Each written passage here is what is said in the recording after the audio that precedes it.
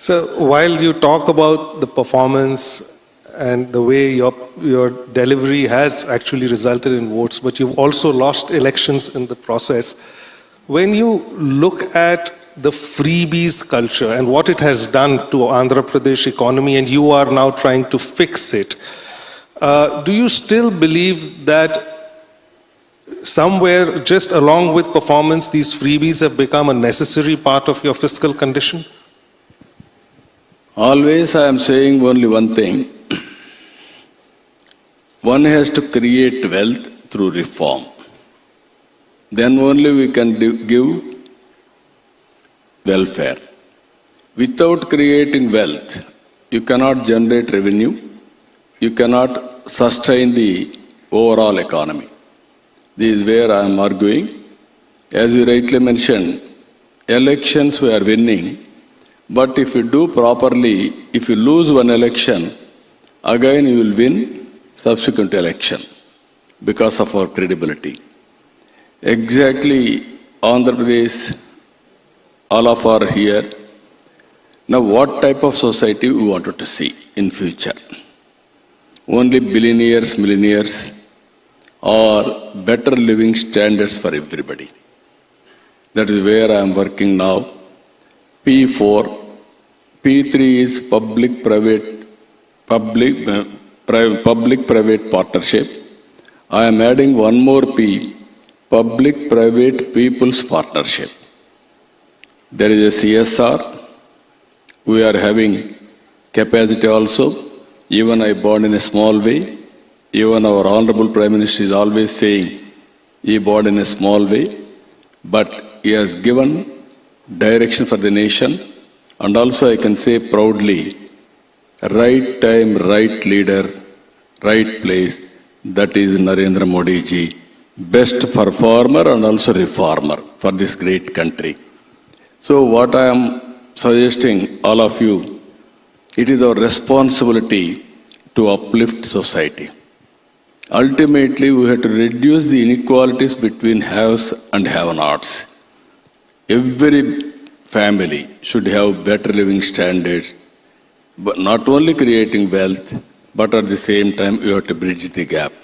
That is where P4, I made it MBK, Margadarshi Bangaru Kutumbam, 10-20, top 10%, bottom 20% we have to adopt, short term, medium term, long term. You have to invest some time, management techniques, everything. Ultimately, we have to build overall empowerment of that family. That is where we are working. So far, 1 lakh Margadarshis, 10 lakh Bangaru Kutumbams we adopted. This will be a game changer. It is going to help in a big way for society upliftment. So in that context, were you genuinely unhappy when the women's bill was defeated? And but at the same time, we were quite confused because you supported the bill, but many other southern states, for the fear of delimitation, population issues, did not. How did you process the thought and the vote for your party? No, this is a very important issue. Gender equity and empowering women is very, very important. What Government of India has done, right thing. Even around 2001, Vajpayee ji has brought Reorganization Act by keeping 1971 census. And also this is not the new approach. In 1996, first time Devagowda brought women reservations. At that time I was a United Front convener. Congress party didn't support. After that, BJP, Vajpayee ji, NDA government, 3 times he brought it. He was unable to push it. 2010, UPA brought reform for the women reservations. BJP supported in Rajya Sabha.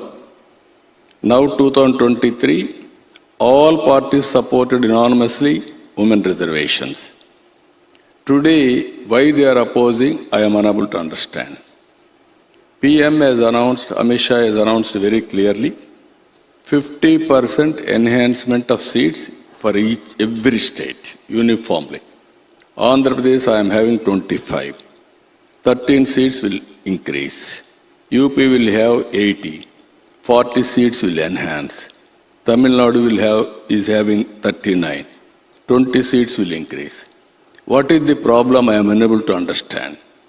Even South and North, uniformly, same proportion, it will increase seats. Now, men also will be very happy. Number of seats are increasing. Women are getting 33%. This is only the way, best solution for the nation to get women reservations. According to me, unnecessarily they are making this issue.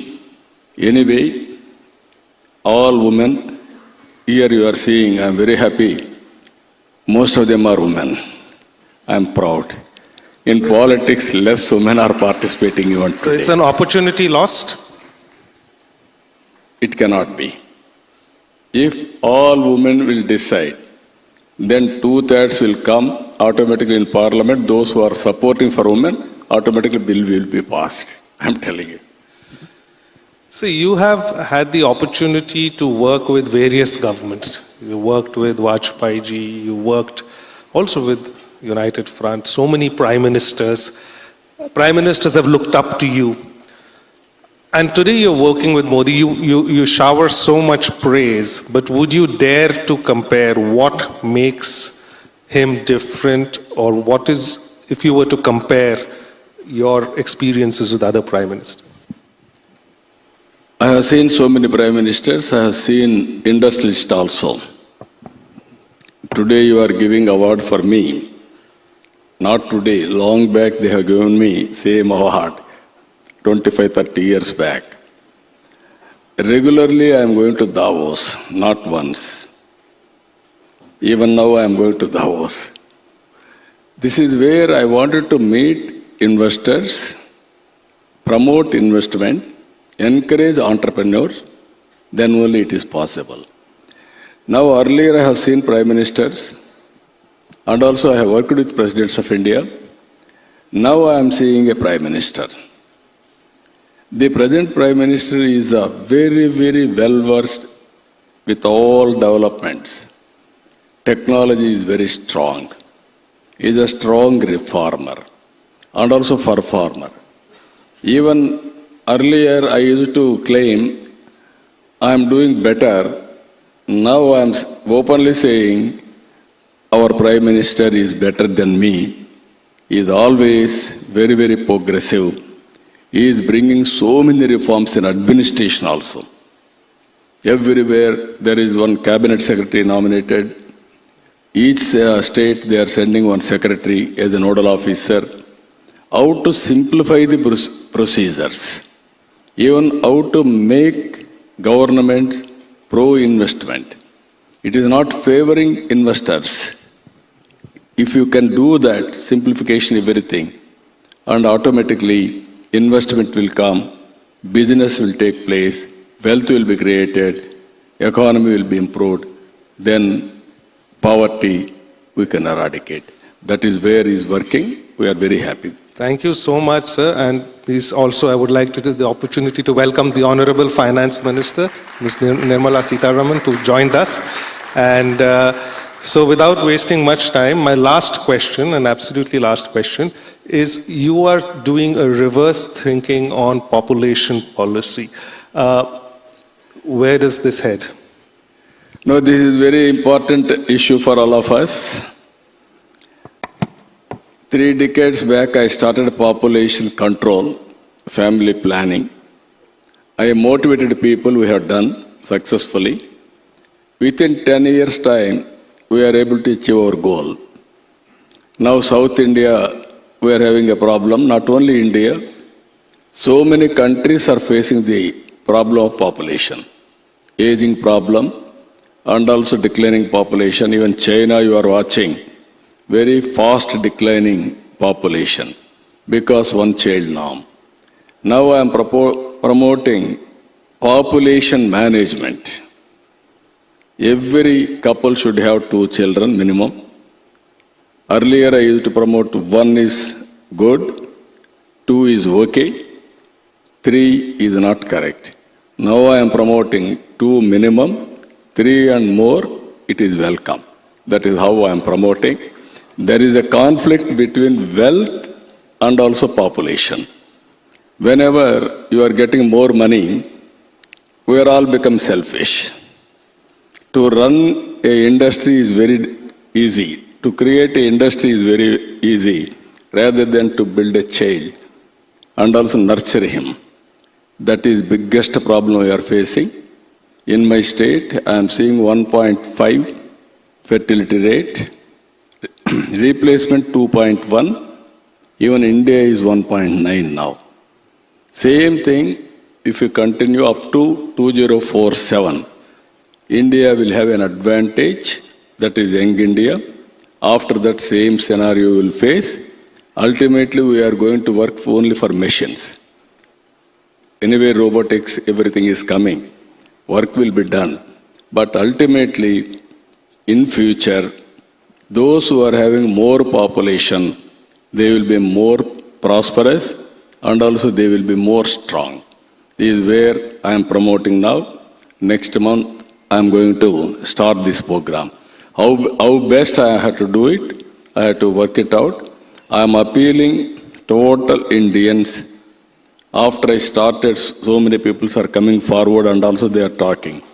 But it is very difficult task. I am aware of that. But there is no other way.